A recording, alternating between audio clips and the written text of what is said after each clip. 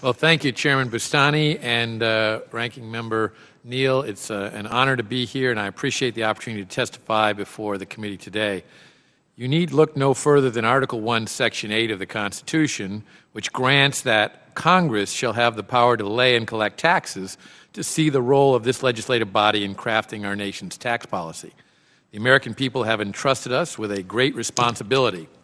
Our constituents rightfully expect us to spend their hard-earned tax dollars responsibly, but they also expect that we collect tax revenues fairly, simply, and in a way that does not hinder job growth. Both sides of the federal ledger, revenues and expenditures, should reflect the fact that the American people are owners of this country, not just customers. For far too long, an unacceptable, complex tax code has remained the law of the land. Is it not enough that we collect the taxes we do from our neighbors, that we must also spend more of their resources complying with the tax code itself? Tax day is quite possibly the day that most reminds us of this unfairness. Citizens across the country will have spent weeks and in some cases months completing their tax returns by next Monday. They will devote billions of hours complying with the tax code and will spend billions of hard-earned dollars on tax software, tax preparers, and other expenses related to collecting and filing their federal income taxes. I recommend the House Committee on Ways and Means. I commend for holding this hearing in advance of Tax Day. There is no time like the present to find real solutions to this complex problem. While there are many in Congress with ideas for what a new tax system looks like, I have introduced legislation that would set a foundation to ensure we follow through with creating one. The Tax Code Termination Act simply puts a date certain on the expiration of our current tax code, and with a simple structure, directs Congress to establish a new tax system before that expiration. The bill is as simple as it sounds.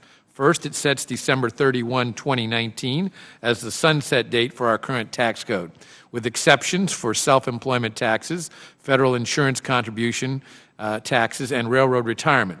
Seniors' health and retirement programs need to be debated and addressed separately and in a manner that isn't clouded by countless other issues and interests. Second, it outlines a simple framework for a new tax system, one that applies a low rate to all Americans, provides tax relief for working Americans, protects the rights of taxpayers, and reduces collection abuses, eliminates the bias against savings and investment, promotes economic growth and job creation, and does not penalize marriage or families. To be clear, this legislation does not choose one proposal over another. Third, the Tax Code Termination Act declares that a new tax system should be approved by July 4, 2019. And lastly, the bill requires a two-thirds majority for a change in these dates. This legislation has twice passed the House of Representatives in the 105th and 106th Congresses and is supported this Congress by 130 members of the House who all support different plans and ideas for tax reform. I'm also proud to have the support of several members of the Ways and Means Committee, including Chairman Brady and Subcommittee Chairman Bustani. I have been proud to introduce this legislation for the past few Congresses, and it would be my honor to work with each of you to see this legislation passed by the 114th Congress. I have yet to hear an argument for maintaining our current tax code, but I hear argument after argument for why we need a new one. Comprehensive tax reform will not come overnight, but we should not delay taking a first step. Setting a date certain to implement a new tax system by 2020 will provide a real timeline for debating and approving a new tax system for our nation.